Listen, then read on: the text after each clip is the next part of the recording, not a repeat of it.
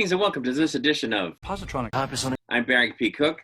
I'm here to talk about the latest episode of Superman and Lois, which was called 30 Days and 30 Nights. And it starts off where we see that Lucy has taken her father's his pass card, and she lets Allie out of, where she's being held. And they go into the portal, or at least Allie did. Superman shows up after flying around a lot to gain a whole lot of speed and goes into the portal himself. And it seems to sort of like start ripping him apart. Like it's really hard for him to get through, but he goes through. And that is the last we see of Superman until 3 weeks from now, when the show comes back from yet another hiatus. But back in the real world, it's been a week and nobody has seen Superman. Nobody knows where he is. Jordan continues his training with his grandfather and learns how to do ice breath, and he helps John take up Superman's rescue duties. Lana debates the mayor, and soon a month has passed with no sign of Superman by Election Day. Jordan hears some kind of emergency taking place, and he leaves Lana's headquarters or campaign headquarters where he was volunteering to go try to help put out a fire, and he ends up doing a pretty good job, which included rescuing Kyle by flying him out of the burning building. So he learned how to fly until John shows up in his armor and takes over. We then see a scene where we find Natalie upset because she saw John behaving in a way that seemed like he was flirting with Lana. And she talks with Sarah about it, and Sarah suggests that they do a kind of memorial ceremony to remember Natalie's mother by, because I guess it's the anniversary of her death. We see that John has discovered that kryptonite was used at the scene of the fire, the one that he ended up putting out. Lois finds out that Jordan went in the fire, and she gives him a really hard time about it. And he says, too bad if you don't like it. His grandfather's been training him, and he's going to help out. And of course, she flips over that. Sarah then visits Kyle at his place as he's convalescing and sees that he's not doing that great on multiple levels. He's injured and he's not doing great. Jonathan ends up giving up his girlfriend when the general promises she won't get into trouble, because the DOD is trying to get all the kryptonite back or get the situation under control after the fire.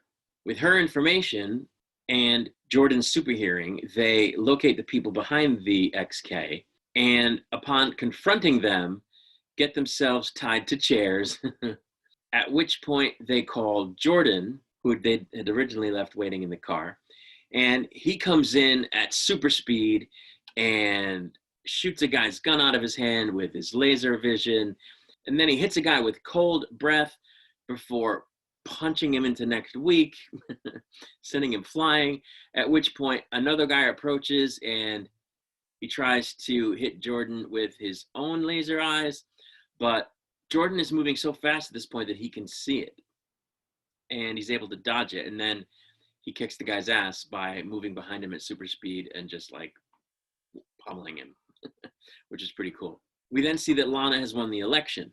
Sarah then rightly asks Jordan where he's been, lately, how he's not been there for her, she says, and she breaks up with him.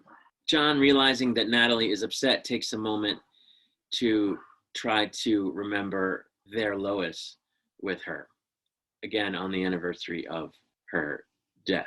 The next thing that happens is Jonathan gets a headache, just like Clark was getting in the beginning of the season when Bizarro was around, but they didn't quite know what it was. And then we get a scene where Jordan is talking with Lois about what happened between him and Sarah. And at this point, Bizarro Jonathan shows up and explains that Clark was too late, whatever that means. And as I said, now the show is off for 3 weeks, which really sucks. But, that's why Jonathan got the headache, because Bizarro Jonathan, who I guess is like a version of Superboy in his own universe, shows up. And at first he tries to talk backwards, but then he speaks correctly. It was kind of weird. And that's where they left the episode. The next episode that's going to come looks pretty weird. We're going to see the familiar characters as their Bizarro world selves, and that's going to be pretty weird. But this is going to sound strange coming from me, but I actually enjoyed this episode a lot. even though the one thing that I keep saying I want to see more of was completely absent from it for 95% of it. And I'm surprised at that, but that's the truth. The character stuff they did in this episode, the human condition stuff that they did in this episode, the human drama stuff that they did in this episode was really great on all fronts.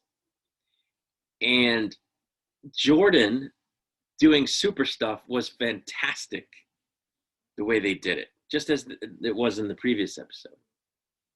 And I almost feel like, you know what? It doesn't matter if Superman comes back. They could keep this show going just the way it is without Superman. And again, I know that sounds weird because the one thing I've been saying in every review is there's not enough Superman, there's not enough Superman. But it turns out that when you take him out completely and you don't have that constant Superman like cameo in every episode, it doesn't bother you that he's not in it at all. The show actually stands on its own without Superman. And I have always said that everything they were doing in the show was good stuff, but that I wanted to see Superman, and that I didn't understand why they were doing all this other stuff and less Superman. And it turns out that, you know what, I didn't miss Superman not being in the episode at all, except for the first 2 minutes. So I don't know what that says about the show.